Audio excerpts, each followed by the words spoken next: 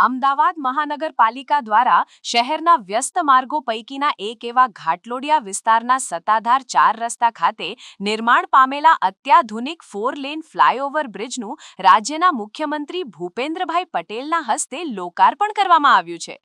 આશરે 90 કરોડ રૂપિયાના ખર્ચે અને 936 મીટરની લંબાઈ તેમજ 16.60 મીટરની પહોળાઈ ધરાવતો આ પુલ નારણપુરાથી સાયન્સ સિટી તરફના માર્ગ પર વાહન વ્યવહારને અત્યંત સુગમ બનાવશે।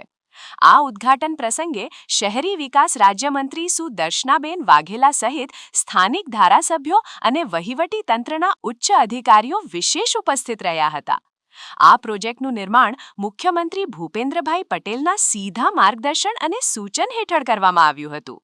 સત્તાધાર જંકશન પર સર્જાતી ટ્રાફિકની ગંભીર સમસ્યાના કાયમી ઉકેલ માટે સ્વર્ણિમ જયંતી મુખ્યમંત્રી શહેરી વિકાસ યોજના અંતર્ગત આ પુલના નિર્માણ માટે વિશેષ અનુદાન ફાળવવામાં આવ્યું હતું।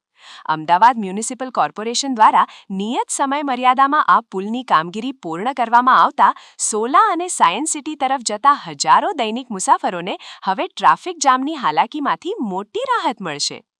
નવનિર્મિત સત્તાધાર ઉડ્ડયન પુલને જાહેર જનતા માટે ખુલ્લો મૂકવામાં આવતા સ્થાનિક રહીશો અને વાહન ચાલકોમાં ભારે હર્ષની લાગણી ફેલાઈ છે।